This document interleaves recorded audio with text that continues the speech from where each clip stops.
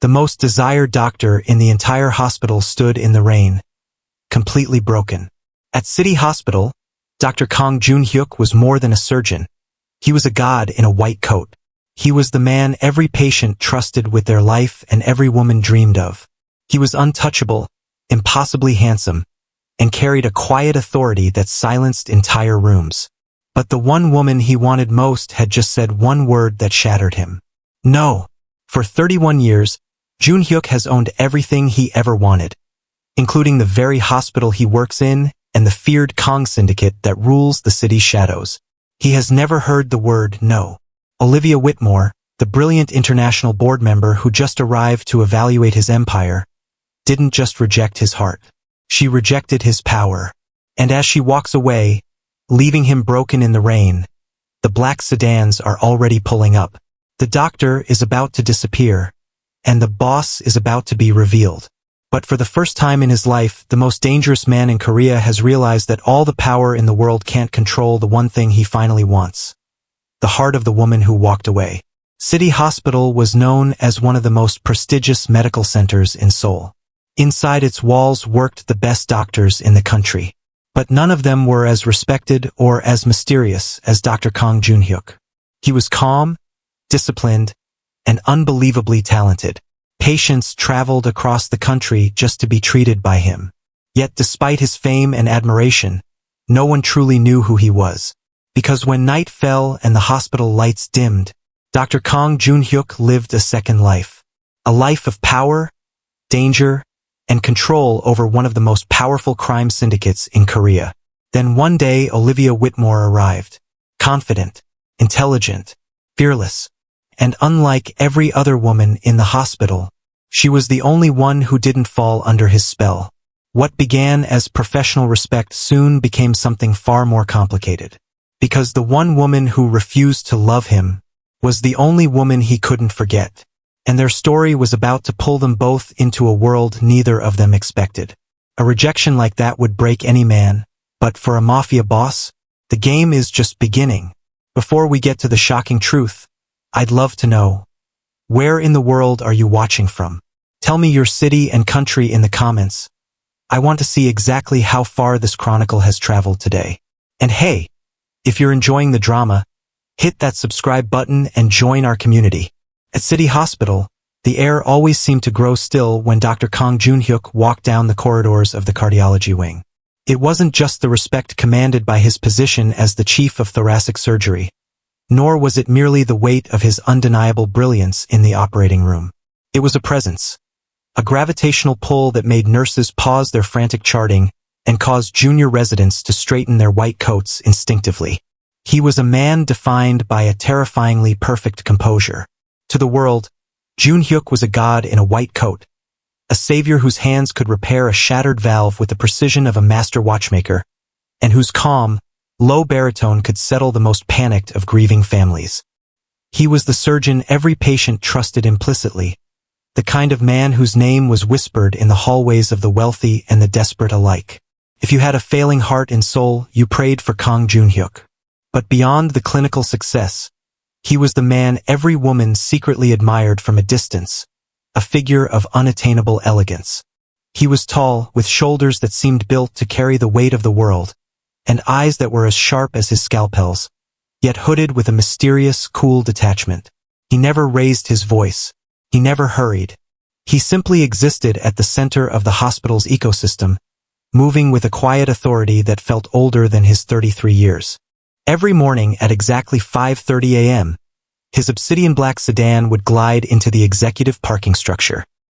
He would step out, adjusting the cuffs of a bespoke suit that cost more than a resident's annual salary, before draping his white coat over his shoulders like a royal mantle.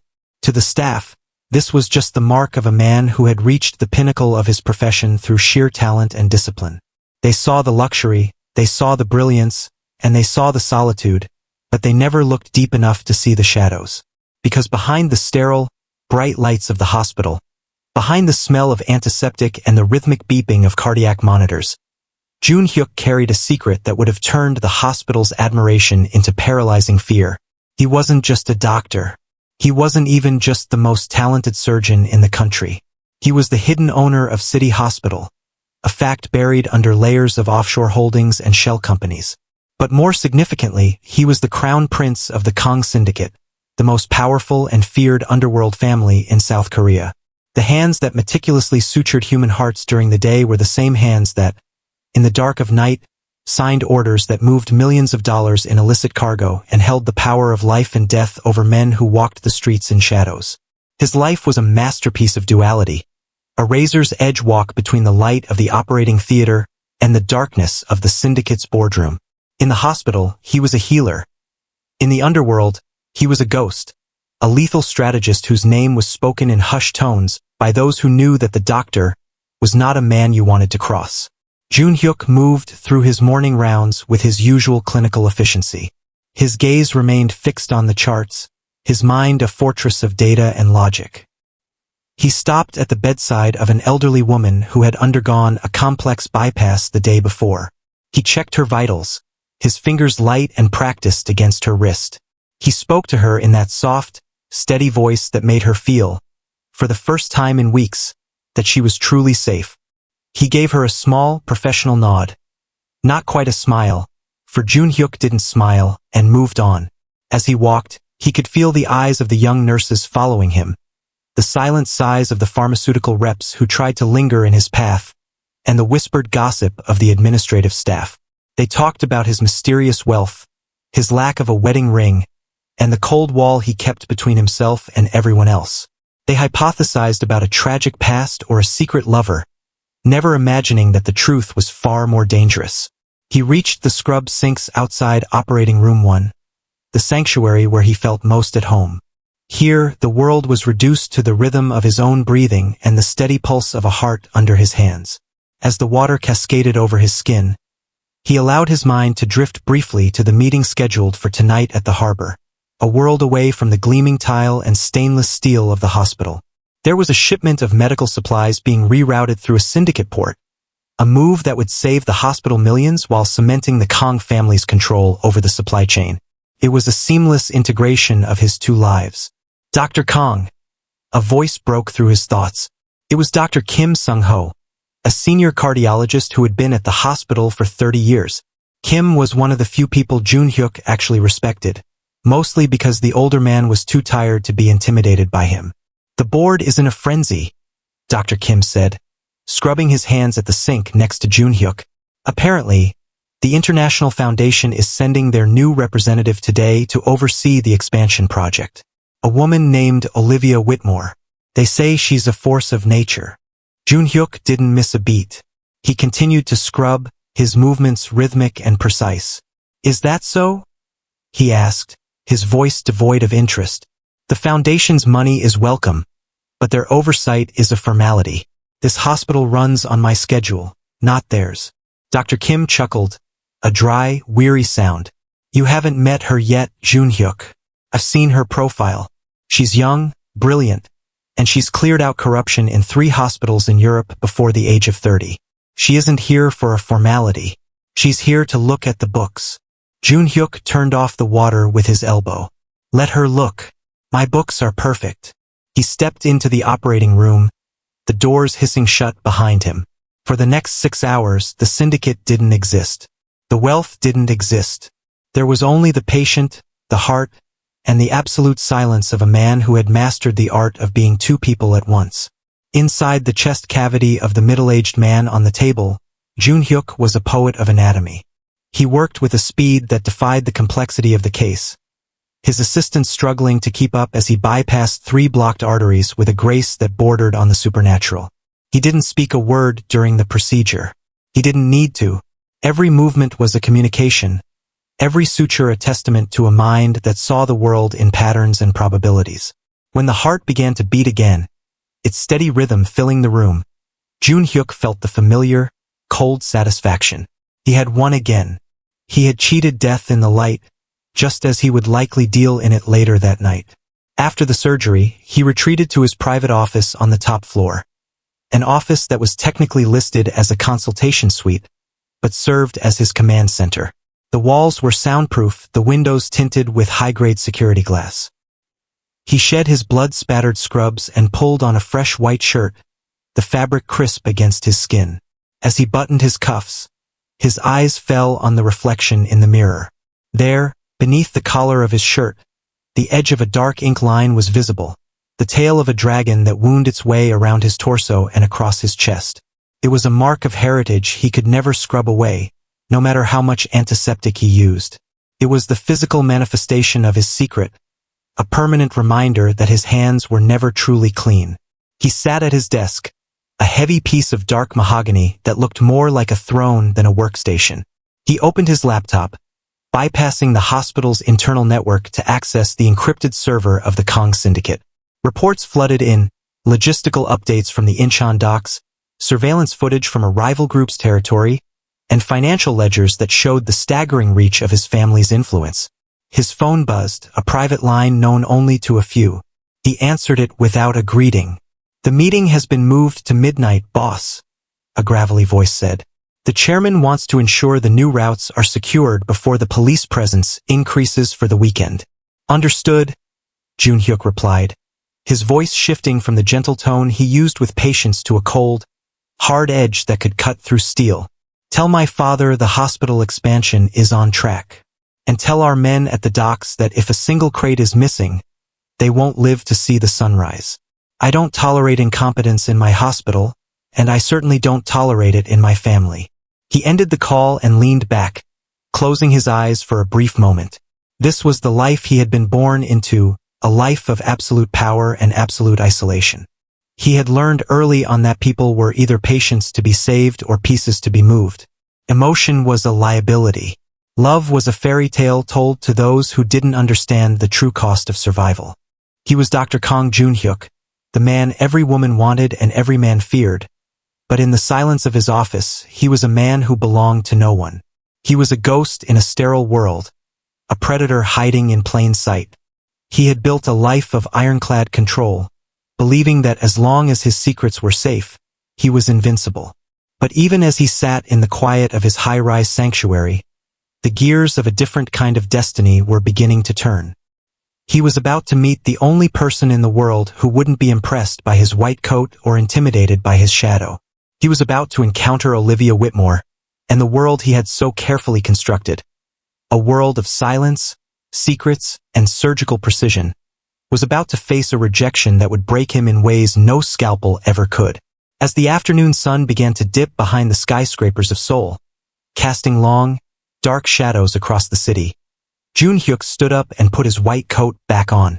He adjusted his ID badge, the one that identified him simply as a doctor, and stepped out of his office.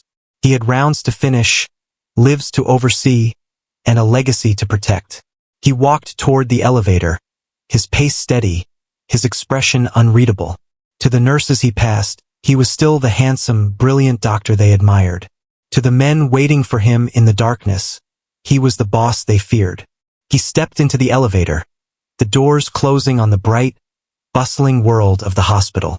For a few seconds, as the lift descended, he was caught between his two identities, a man suspended in the quiet void.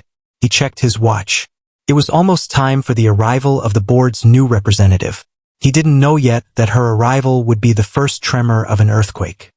He didn't know that the intelligent, confident woman from the International Foundation would be the one to look at the legendary Dr. Kang Joon-Hyuk and see not a god, not a savior, and certainly not a boss, but a man hiding behind a mask of his own making. He stepped out onto the ground floor, the lobby filled with the scent of lilies and the hushed murmur of visitors. He walked toward the main entrance, his quiet authority clearing a path through the crowd. Outside, the sky was turning a bruised purple, and the first drops of a coming storm were beginning to hit the glass. In that moment, standing at the threshold of his hospital, Joon-Hyuk felt a strange, fleeting sensation in his chest, a momentary flutter that he clinically dismissed as fatigue. But it wasn't fatigue.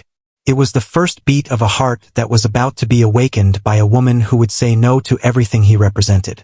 It was the beginning of the end of the man he thought he was, and the start of a transformation that would lead a Mafia boss to trade his crown for the chance to be seen, truly seen, for the first time in his life. But for now, he was still the doctor every woman wanted. He was still the leader the underworld feared. He was still Kang Joon-Hyuk, the man of secrets.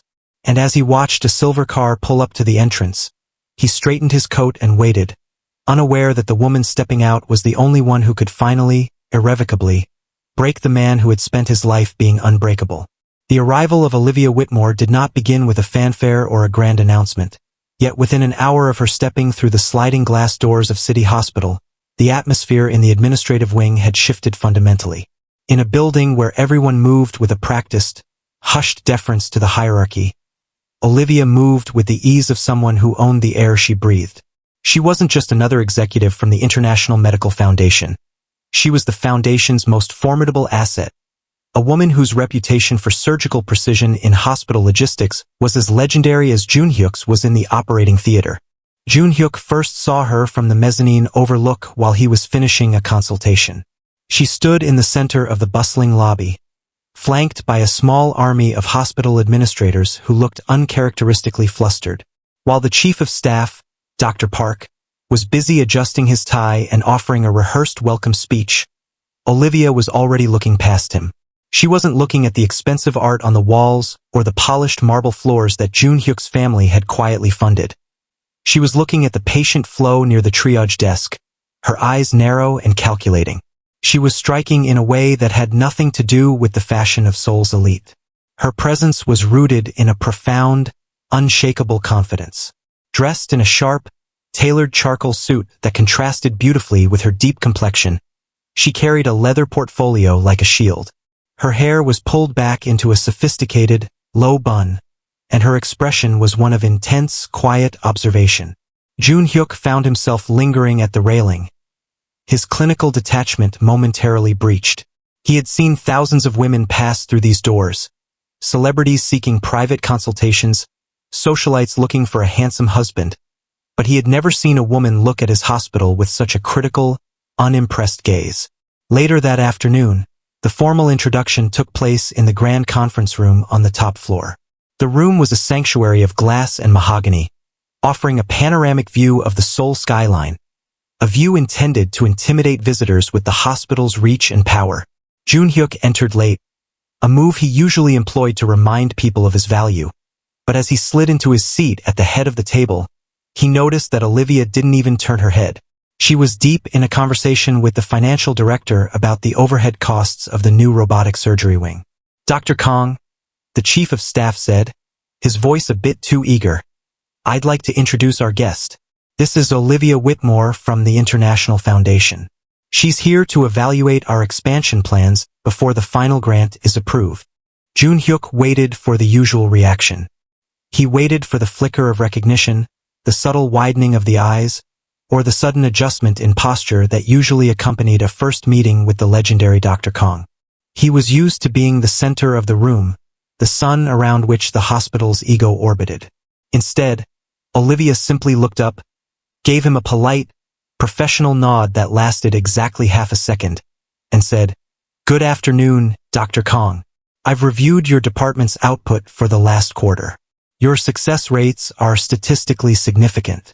I look forward to seeing if those numbers hold up under closer scrutiny." She didn't call him brilliant.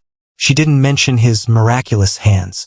She called his life's work statistically significant, as if he were a line on a spreadsheet. Joon-Hyuk felt a sharp, unfamiliar spark of irritation, followed immediately by an even more unfamiliar surge of intrigue. He leaned back, his eyes narrowing. "My numbers always hold up, Ms. Whitmore. In this hospital, we don't just aim for significance. We aim for perfection." Olivia didn't flinch. She leaned forward, resting her elbows on the table, her dark eyes locking onto his with a clarity that felt like a challenge. "Perfection is an expensive pursuit, Doctor. Often it's used as a mask for inefficiency. My job isn't to admire the perfection. It's to ensure that the Foundation's investment is being used for the public good, not just for the prestige of a few individuals." The room went silent. The other board members looked at their laps, terrified of the tension crackling between the two. Dr. Kim Sung-ho, sitting 2 seats down, suppressed a small, knowing smirk. He had warned Joon-Hyuk that a force of nature was coming. For the rest of the meeting, Joon-Hyuk found himself doing something he never did. He was listening. Usually, during board meetings, He would be checking encrypted syndicate messages or reviewing surgical clips on his tablet, confident that no one would dare question his silence. But today he watched Olivia. He watched the way she dissected the hospital's 5-year plan with the cold efficiency of a surgeon. She found the gaps in the logic, the inflated costs of the luxury suites, and the lack of funding for the emergency trauma unit, the very areas Joon-Hyuk had padded to keep the syndicate's interests hidden.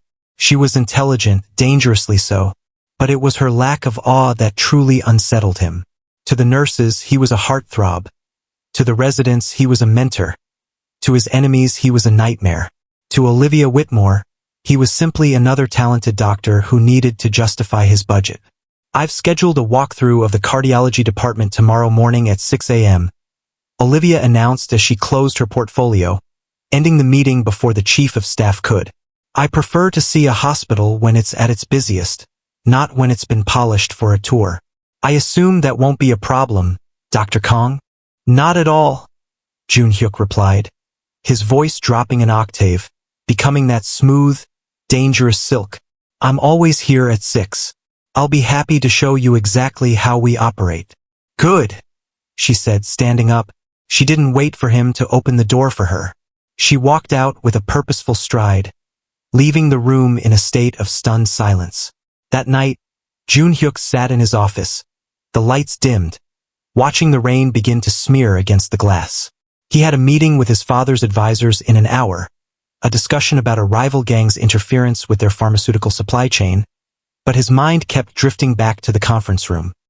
He remembered the way she had looked at him, not as a man of power, but as a man of medicine. In the underworld, he was respected because he could destroy. In the hospital, he was respected because he could save. But Olivia didn't care about his ability to do either. She cared about his integrity.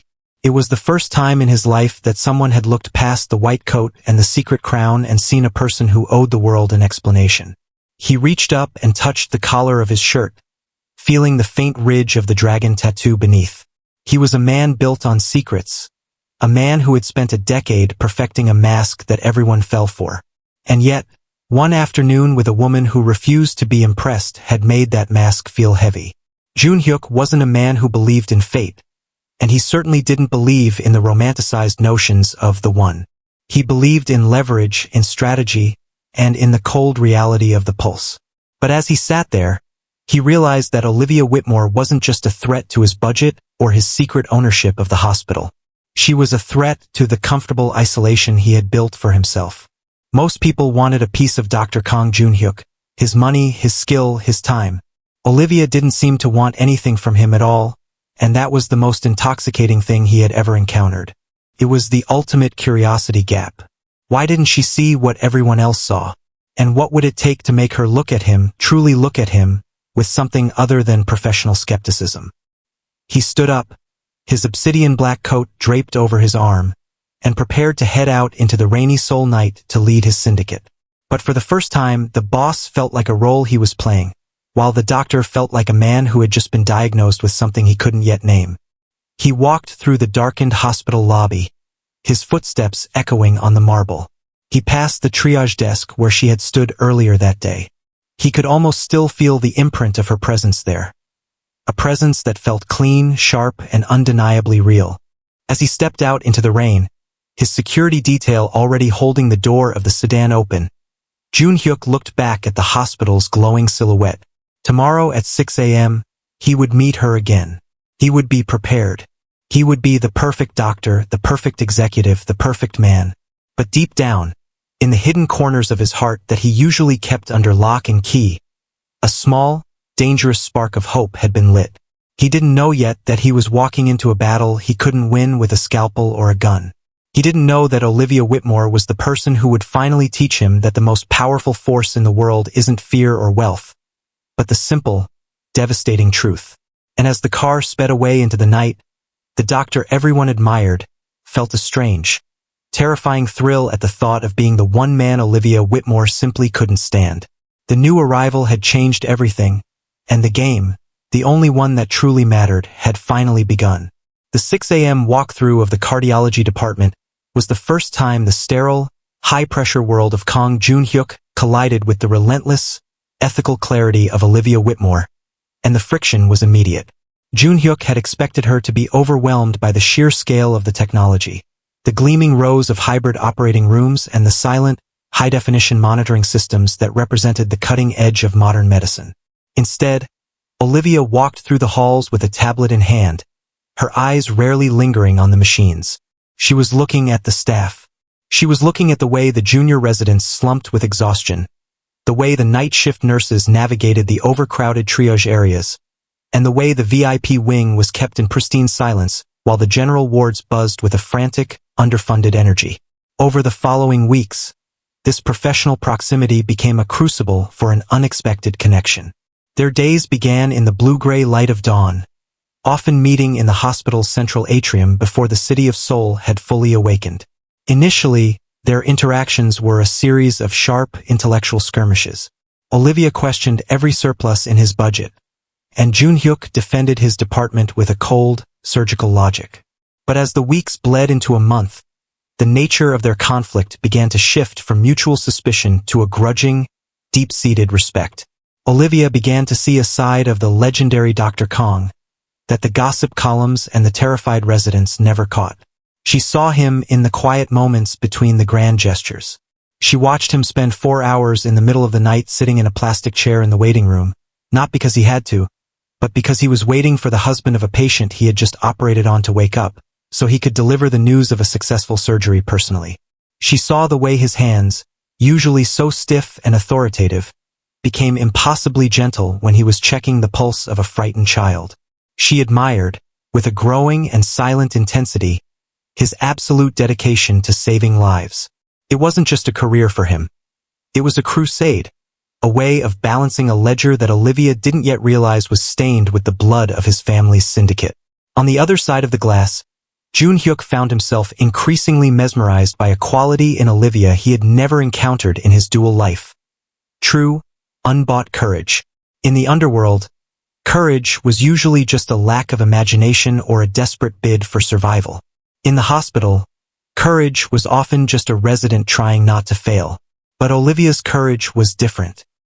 He watched her sit in board meetings and look directly into the eyes of men twice her age, men who Joon-Hyuk knew were backed by political power and syndicate money, and tell them, without a tremor in her voice, that their consultation fees were an insult to the Foundation's mission.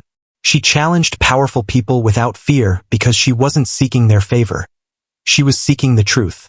One afternoon, they found themselves trapped in a small, glass-walled observation room overlooking a complex valve replacement. The air was thick with the scent of ozone and the rhythmic, mechanical heartbeat of the cardiopulmonary bypass machine. For 2 hours, neither of them spoke, their eyes fixed on the surgical team below. When the patient's heart finally resumed its natural rhythm, Olivia let out a breath she seemed to have been holding for the entire duration. "You really believe it, don't you?" she asked softly, her gaze still fixed on the operating table. "That every single beat is worth the cost, regardless of who is on the table." Joon-Hyuk turned to look at her, the sharp light of the observation room reflecting in his dark, unreadable eyes. "In here, Ms. Whitmore, everyone is equal. The heart doesn't care about a man's title or his bank account. It only cares about the blood flow. If I can fix the flow, I can fix the life. It's the only place in the world where the rules are actually fair." Olivia turned her head, meeting his gaze.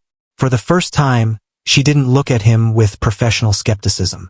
She looked at him with a piercing empathy that made his skin itch.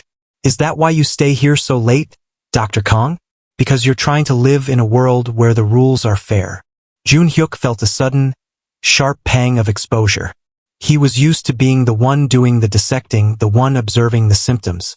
He wasn't used to being seen. He was a mafia boss who moved men like chess pieces and a surgeon who treated bodies like machines.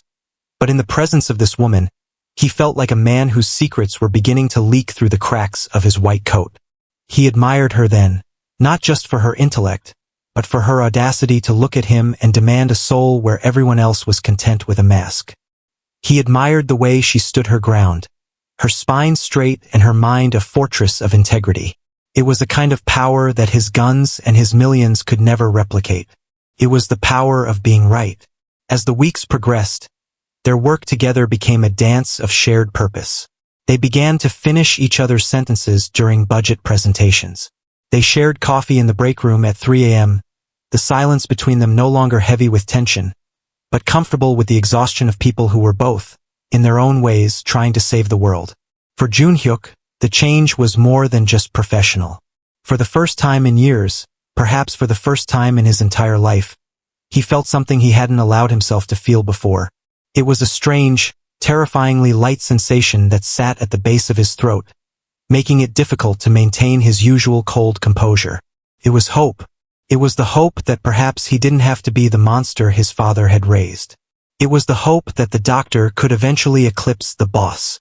When he was with Olivia, discussing the plans for the new free clinic or the acquisition of life-saving equipment for the general wards, the dragon tattoo on his chest felt less like a brand and more like a relic of a past life. He started to imagine a world where he didn't have to check the encrypted messages on his phone every 10 minutes. He started to imagine a world where he could look at a woman like Olivia and not feel like a walking lie. This hope was dangerous.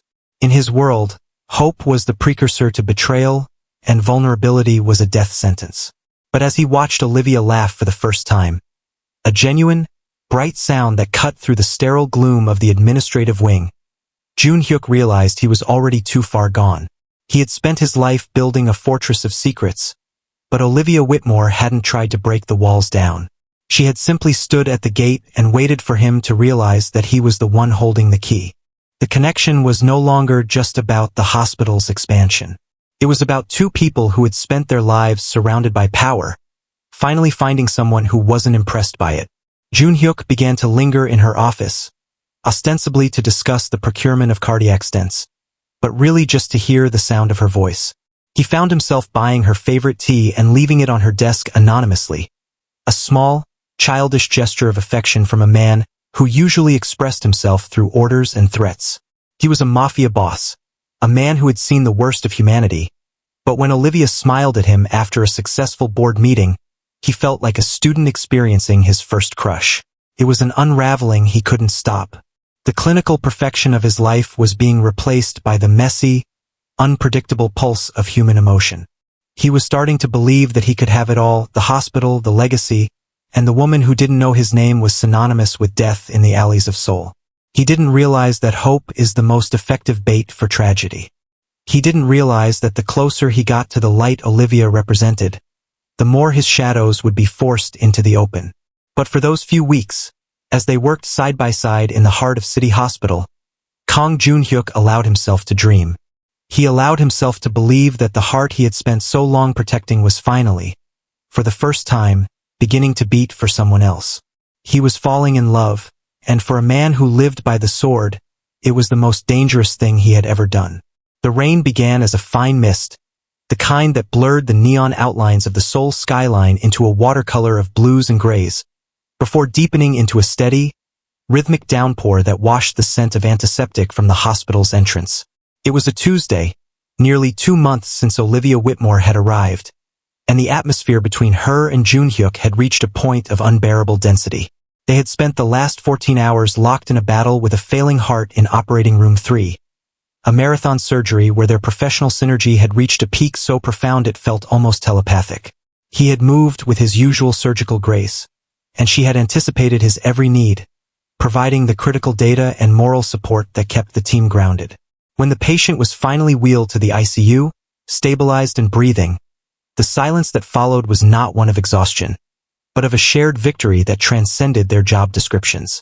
As the automatic glass doors of City Hospital hissed open, releasing them into the cool, damp night air, Joon-Hyuk felt the weight of his secret life pressing against his ribs with a new, frantic urgency. He was still wearing his surgical scrubs under a long, dark overcoat, his hair slightly damp from the humidity. Beside him, Olivia looked tired but radiant, the streetlights reflecting in the rain-slicked pavement and casting a soft glow against her skin. She was adjusting her scarf, her mind likely already on the post-operative reports she would write tomorrow, her focus as sharp and disciplined as ever. But Joon-Hyuk was no longer thinking about reports.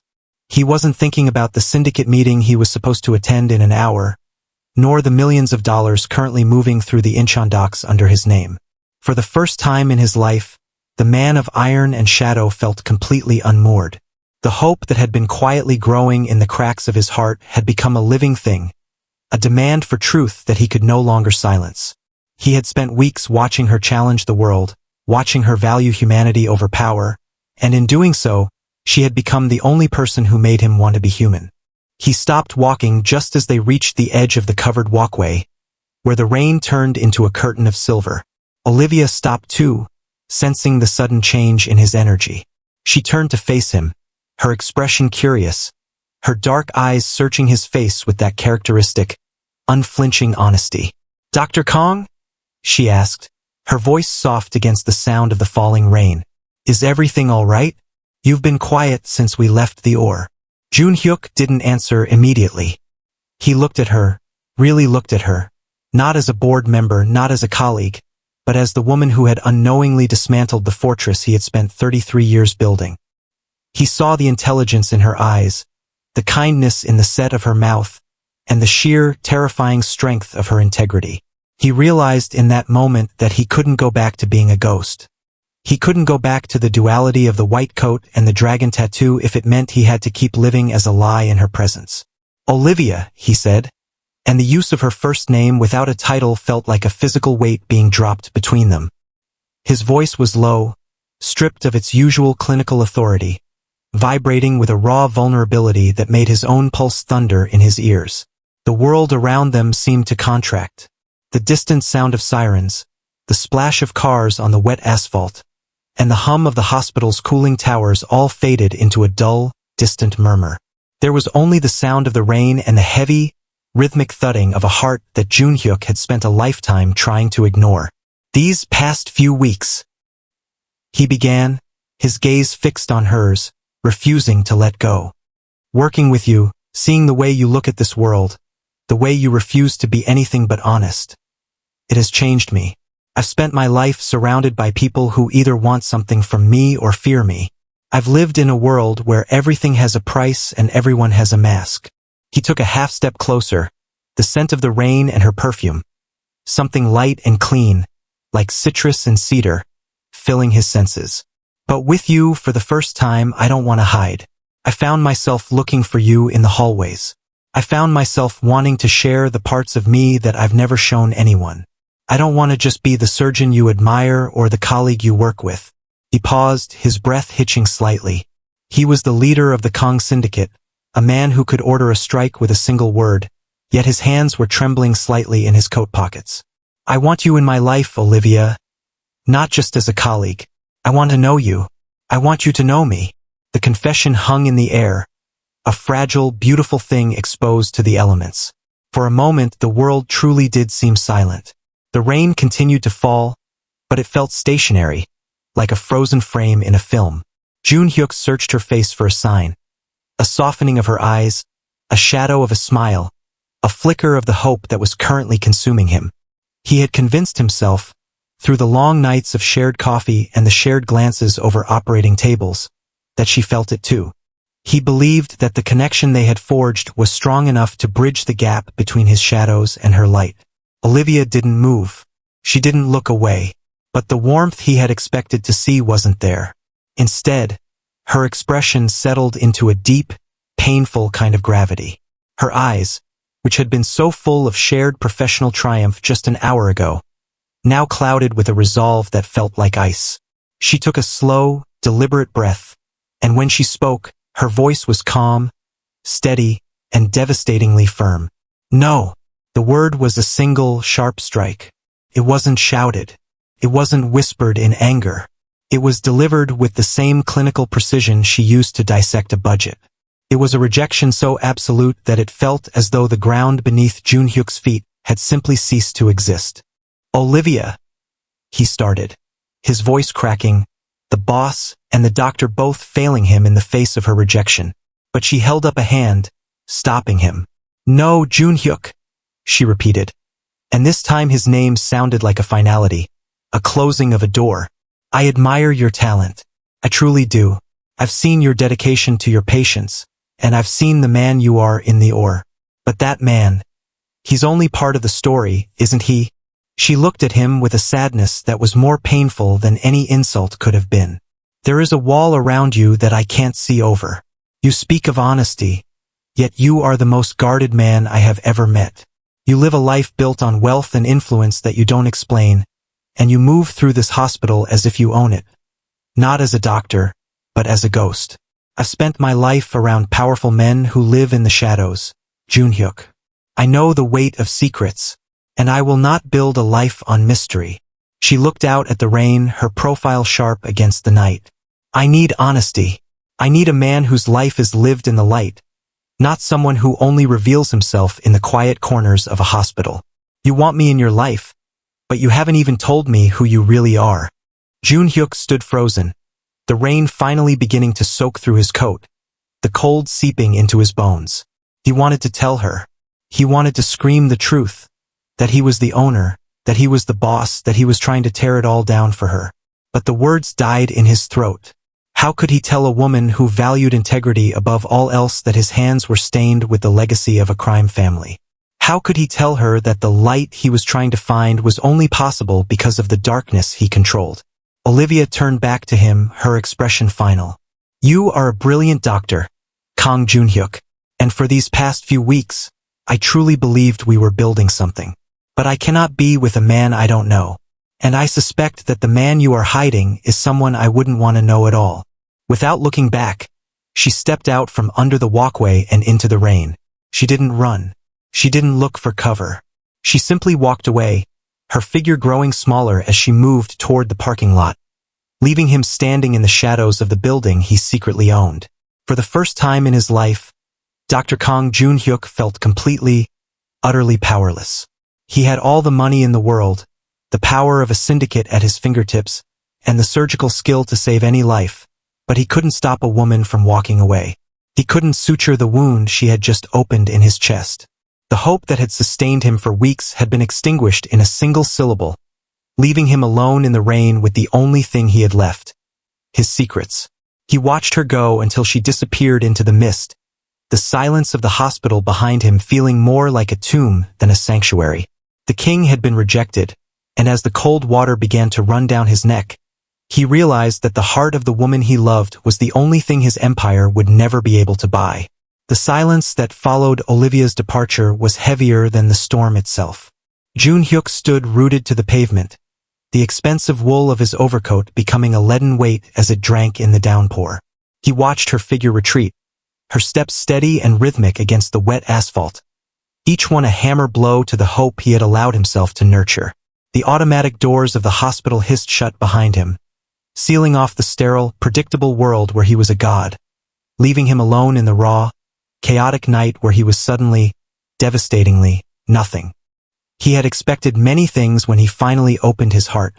He had prepared for her hesitation, her surprise, perhaps even a gentle request for time. But he had not prepared for the surgical precision of her rejection. Olivia hadn't just said no to his affection. She had diagnosed the very rot he had been trying to hide. Her words echoed in the cold air, sharper than the wind. "I cannot trust a man surrounded by mystery." She had looked at the luxury, the influence, and the quiet authority that everyone else bowed to, and she had seen it for what it truly was, a cage built of secrets. For the first time in his 33 years, the man who held the lives of thousands in his steady hands felt a paralyzing sense of vertigo. In the operating room, there was always a procedure for a crisis. If an artery ruptured, you clamped it. If a heart stopped, you shocked it back to life. But as he stood in the rain, watching the woman who had become his moral compass vanish into the mist, there was no protocol to follow. There was no way to suture the distance she had just placed between them. He felt a profound, bone-deep powerlessness that made his knees weak, a sensation entirely foreign to a man born into the absolute sovereignty of the Kang Syndicate. He realized then that Olivia wasn't like the others. She didn't want the legendary Dr. Kang, and she certainly didn't want the hidden owner or the Mafia prince. She wanted the one thing he didn't know how to give, a man whose life was an open book. She wanted honesty, a currency he had never traded in. In his world, honesty was a vulnerability, a weakness that rival families exploited to find a throat to cut.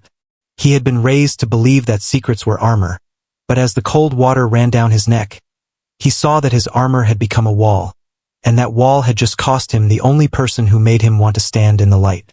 The rejection broke him in a way that physical violence never could. It wasn't just his ego that was wounded. It was the very foundation of the new identity he had been trying to build. For weeks, he had imagined that the doctor was winning the war against the boss. He had imagined that his dedication to the hospital and his silent admiration for Olivia's integrity were enough to wash away the ink of the dragon on his chest. But Olivia had seen through the white coat. She had sensed the darkness that lingered in the periphery of his life, the mystery that she refused to invite into her own.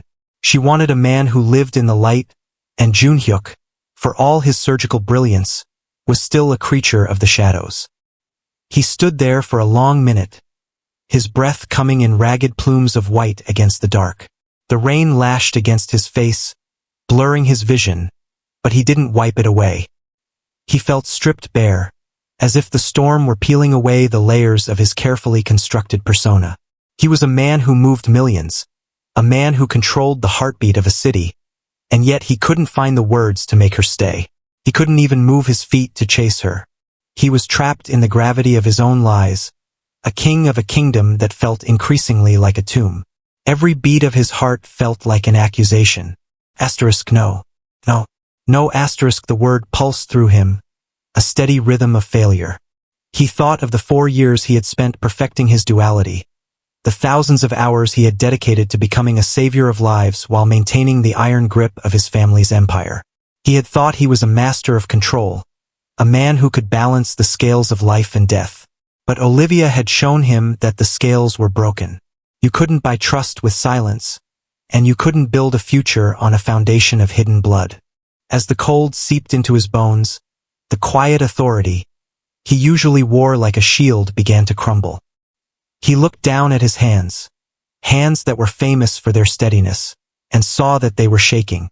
It wasn't just the cold. It was the terrifying realization that he was truly alone. In the syndicate, he had soldiers. In the hospital, he had staff. But in this moment, in the rain, he was just a man who had been weighed in the balance and found wanting. He was a man who had everything, yet possessed nothing of value because the only person he valued had found him unworthy. He felt a sudden, visceral urge to scream, to rail against the unfairness of a world where a man's past could haunt him even when he was trying to change. But he remained silent, a ghost in the downpour. He had been taught that a leader never shows weakness, that a Kang never bows. But as he watched the space where Olivia had been, he felt a part of him bow, a part of him break.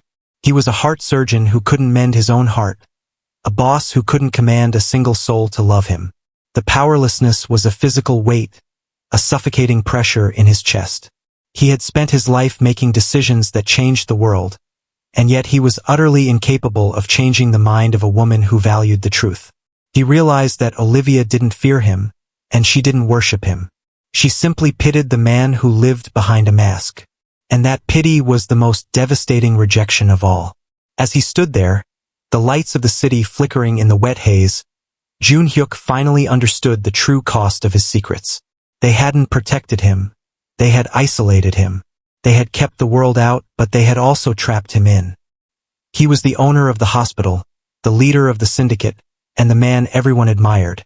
And he was standing in the rain, broken and hollow, because the only woman who had truly seen him had decided that what she saw wasn't enough.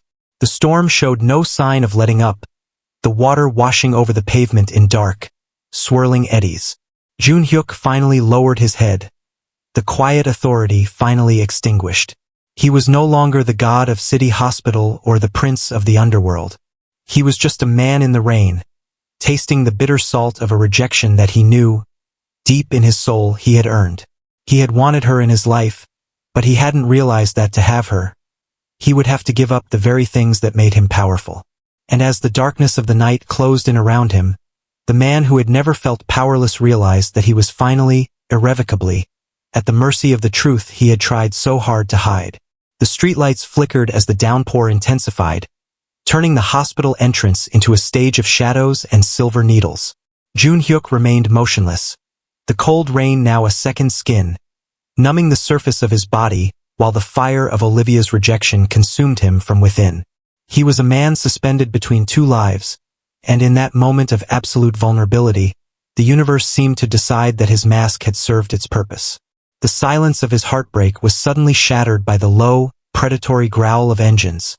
Not the frantic whine of ambulances, but the deep, synchronized rumble of high-performance machinery. From the darkness of the street, 3 obsidian black luxury sedans glided toward the curb with military precision. They didn't park. They occupied the space, their headlights cutting through the mist like the eyes of deep-sea monsters. The tires hissed against the wet asphalt, coming to a halt in a perfect, intimidating line directly in front of the man in the soaked white coat. Before the engines had even fully settled into an idle, the doors swung open in unison. A dozen men stepped out into the storm. They were silhouettes of lethal elegance, dressed in charcoal gray suits that absorbed the light, their faces etched with a grim, unshakable discipline. They didn't look at the hospital. They didn't look at the few stray pedestrians scurrying for cover. Their eyes were fixed solely on Joon-Hyuk. As if moved by a single shadow, they bowed deeply, their spines forming a perfect line of submission that stood in jarring contrast to the sterile authority of the medical world behind them. From the lead car, an older man stepped out. He moved with a heavy, deliberate grace, his silver hair slicked back by the rain, his eyes carrying the weary wisdom of a man who had survived decades of clandestine warfare. This was Elder Cho, the syndicate's most trusted advisor, the man who had served Joon-Hyuk's father and now served the son. He ignored the pouring rain, walking toward Joon-Hyuk with a black umbrella held high, though he did not open it for himself. He held it over the surgeon, shielding the doctor from the sky. "Boss," Cho spoke, his voice a low, gravelly rasp that carried effortlessly through the wind. "The rain is worsening, and the council is restless. The syndicate meeting is waiting. Your presence is required to finalize the Incheon expansion." Joon-Hyuk didn't move. He didn't even seem to hear the man. His gaze was still fixed on the distant, retreating figure of Olivia, who had reached the edge of the parking lot. But the sound of the heavy doors slamming and the rhythmic thud of the men's boots had done what his voice could not. Olivia stopped.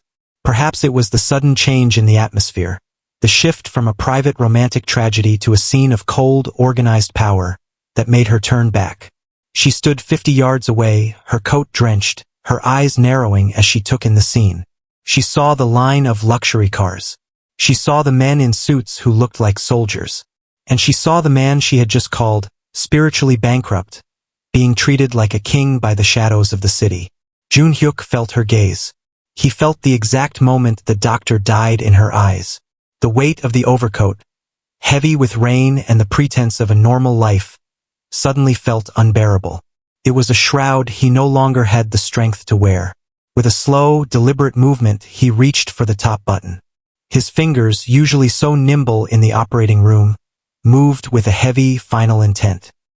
He unbuttoned the coat and let it slide off his shoulders, the expensive wool hitting the wet pavement with a dull thud. Beneath it, he was still in his light blue surgical scrubs, the fabric clinging to his muscular frame. But as the wind whipped the V-neck of the shirt aside and the rain soaked the thin material, the truth finally bled through. He reached up, his hand trembling not with cold, but with a dark, resigned liberation, and loosened the collar of his shirt. The dragon was no longer a secret. As the rain lashed against his skin, the dark ink of the Kang Syndicate's crest became visible. The dragon's tail coiled around his ribs, its scales shimmering like obsidian under the harsh glare of the hospital's halogen lights, and its head rose up his chest, its eyes seemingly fixed on the woman in the distance. It was a mark of ancient blood and modern violence, a symbol that translated to a single truth in every corner of Seoul: power. Olivia's hand went to her mouth, her breath catching in a visible plume of white.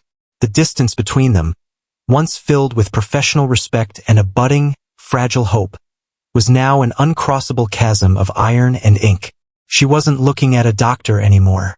She wasn't even looking at the man she had rejected. She was looking at the most powerful mafia boss in Seoul. A man who saved hearts by day and crushed empires by night. The duality was gone. The mystery she had sensed was no longer an abstract feeling. It was standing before her in the form of a dozen armed men and a dragon that refused to be hidden.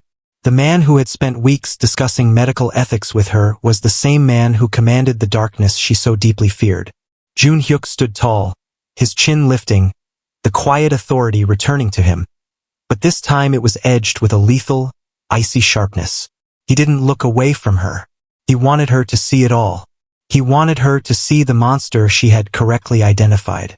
If he couldn't have her love as a healer, he would let her see the truth of his burden. "Boss!" Cho prompted again, his voice more insistent. Joon-Hyuk finally tore his gaze from Olivia. He turned toward the open door of the lead sedan, his movements fluid and cold. He didn't look like a man who had just had his heart broken. He looked like a man who had just remembered he owned the city. As he stepped toward the car, the soldiers shifted, creating a corridor of steel for him to pass through. Just before he entered the vehicle, he paused and looked back one last time. Olivia hadn't moved. She was a ghost in the rain, her world of integrity and light shattered by the revelation of his shadow. He had wanted her to know him, and now she finally did. But as the door of the sedan closed with a heavy, final thud, Joon-Hyuk knew that the truth hadn't set him free. It had simply finalized his exile. The cars accelerated, their tires throwing up plumes of water as they sped away from the hospital, leaving Olivia Whitmore alone in the silence. The man she had rejected wasn't just a talented doctor with a few secrets. He was the dragon of the Kang Syndicate, and the war for her heart had just become a war for her survival. The revelation of the dragon had not just shattered the peace of Olivia's professional life. It had effectively ended her sense of safety.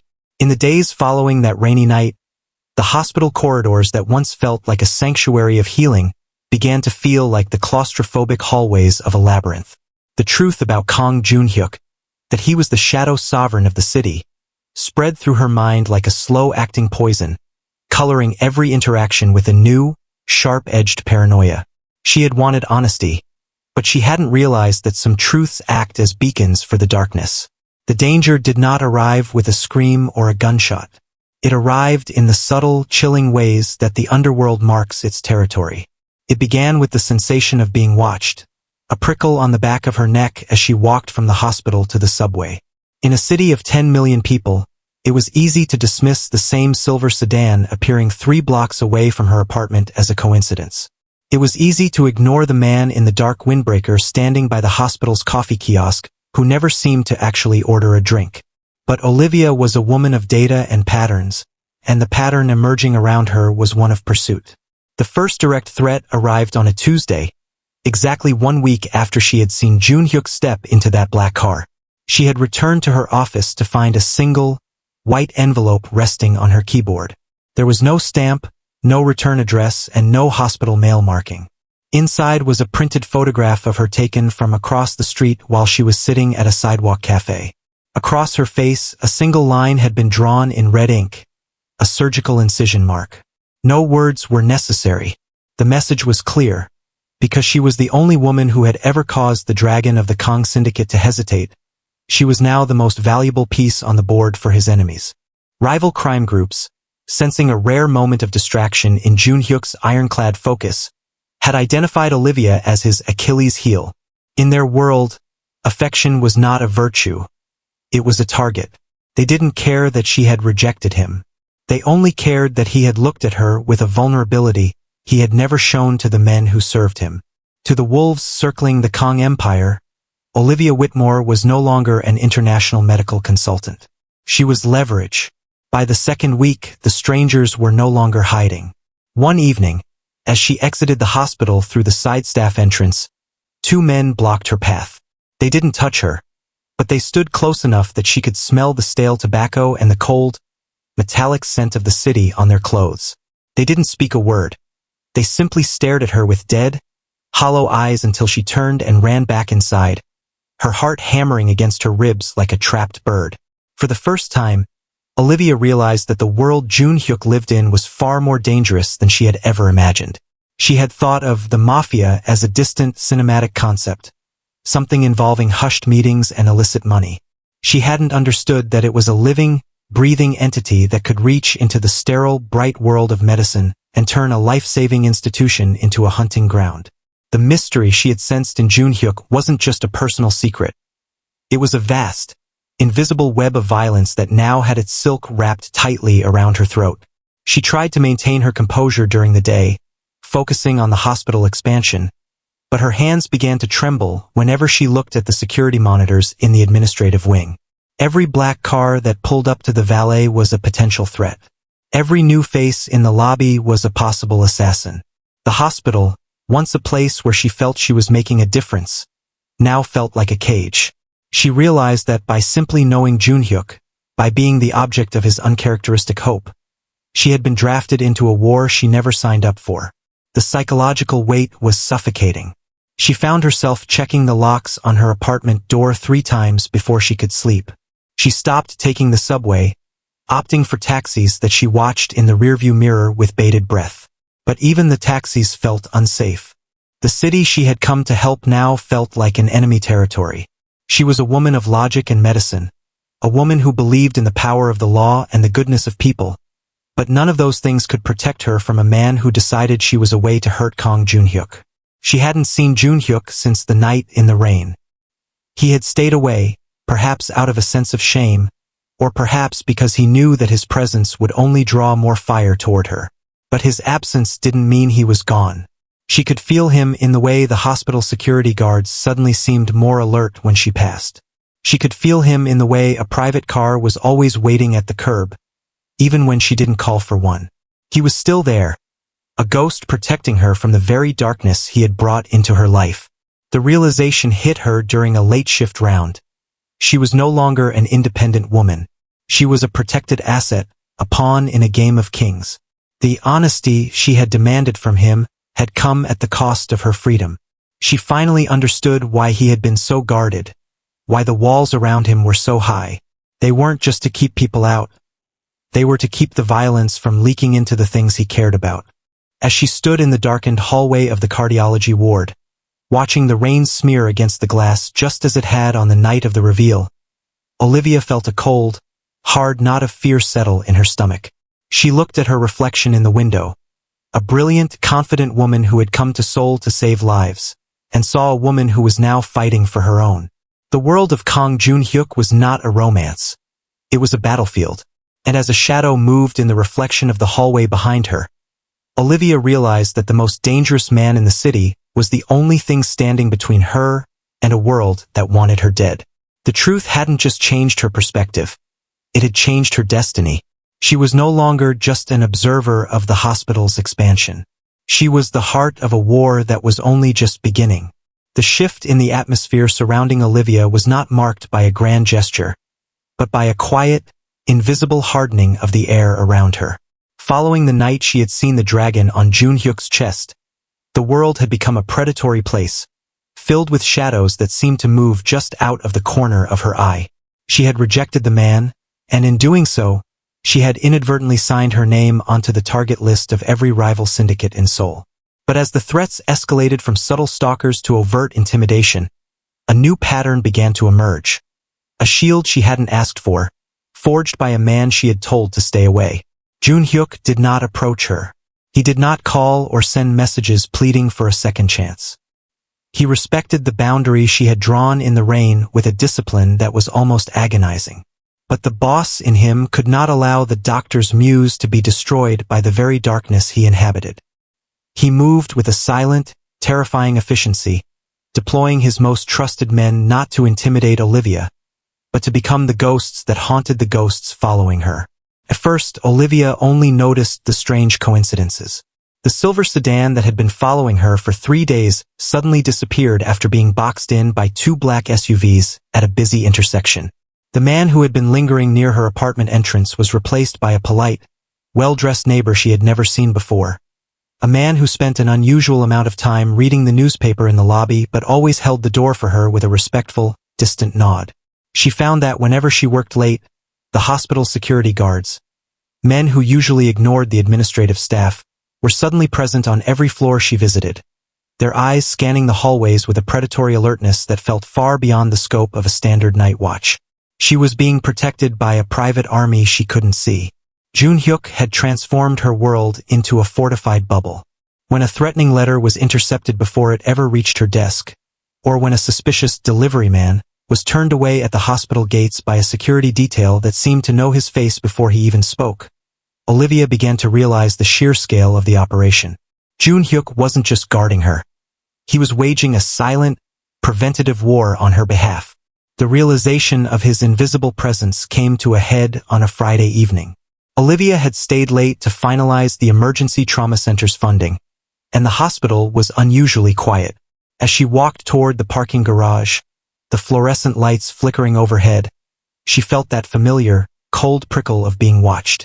But this time it felt different, felt heavy. As she rounded a corner toward her car, she saw 3 men standing in her path. They weren't hospital staff. They wore the rugged, leather-clad uniform of the Iron Street Gang, a rival syndicate known for their brutality.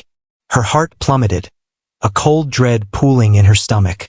She reached for her phone, but before she could dial, a shadow moved from behind a concrete pillar.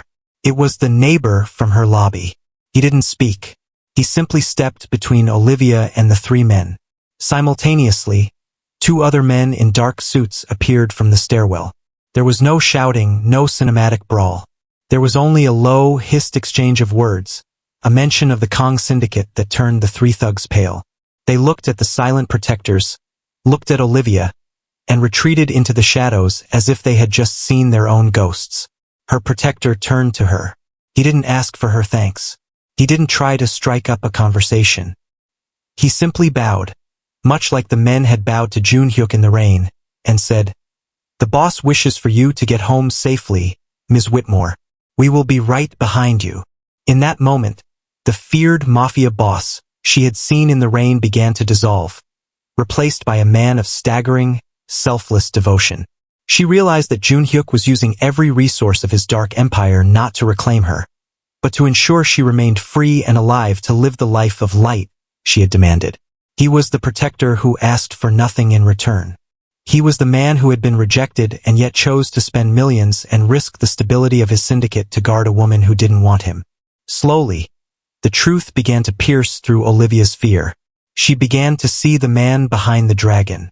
She saw a man who was so profoundly alone that his only way of expressing love was through a silent, ironclad guardianship. Behind the clinical perfection of the surgeon and the lethal reputation of the boss was a man who truly, deeply cared for her safety more than his own pride. Every guard she passed, every intercepted threat, and every silent shadow in the lobby was a testament to a devotion she had never experienced. She began to look for him in the hospital again, not with suspicion, but with a new, complicated curiosity. She would see him occasionally, a flash of his dark overcoat at the end of a corridor, or his silhouette through the glass of an operating theater, and she realized he was always positioned in a way that he could see her, but she wasn't supposed to see him. He was a guardian who expected to remain a ghost. The weight of his protection was both a burden and a revelation. It told her more about his character than any confession ever could. A man who could have used his power to force her to stay, to intimidate her into his arms, or to punish her for her rejection, was instead using that power to be her shield. It was a love that was transactional in reverse. He gave everything and accepted the no as his only reward. As the weeks passed, the fear that had once paralyzed her began to transform into a strange, heavy warmth. She still didn't agree with his world. She still feared the dragon and the blood it represented, but she could no longer deny the heart of the man who wore it. She saw the doctor who saved lives and the boss who protected hers, and for the first time, she started to wonder if they were really 2 different men at all, or if Kang Joon-Hyuk was simply a man who had mastered the art of sacrifice in a world that only understood greed. The protector was always there, silent and steady, a constant rhythm beneath the chaos of her new life. And as Olivia sat in her apartment, watching the black SUV parked across the street, not as a threat, but as a promise, she realized that the man she had rejected had become the only person in the world she truly trusted to keep her safe. The truth was far more dangerous than she had imagined, but the man behind it was far more than she had ever dared to hope for. The standoff finally reached its breaking point on a night when the city of Seoul felt smaller than it ever had before. The rain had returned, a soft, insistent drumming against the glass of Olivia's office. But the shadows outside were different now. They were no longer threats. They were a perimeter. Olivia stood at her window, watching the familiar silhouette of a black sedan parked at the far end of the lot. For weeks, she had lived in the center of an invisible fortress, protected by a man who refused to speak to her. She had seen the way his men stepped into the line of fire so she didn't have to. She had seen the way he dismantled his own empire piece by piece, risking everything to keep the darkness from touching her light. She couldn't stay behind the glass any longer. She walked out of the hospital, passing the security guards who now bowed to her with the same solemn respect they reserved for him. She didn't stop until she reached the edge of the asphalt, where the light of the street lamps failed and the shadows of the Kang syndicate began. Joon-Hyuk was leaning against the car, his overcoat collar turned up against the damp cold. He didn't move as she approached, but she saw the tension in his shoulders, the way his hands clenched in his pockets. He looked like a man prepared for a sentence, not a greeting. "You're still here," Olivia said, her voice steady despite the thundering of her heart. Joon-Hyuk looked at her, his dark eyes weary, stripped of the quiet authority that had once defined him. "I told you I wouldn't let anything happen to you, Olivia. That hasn't changed.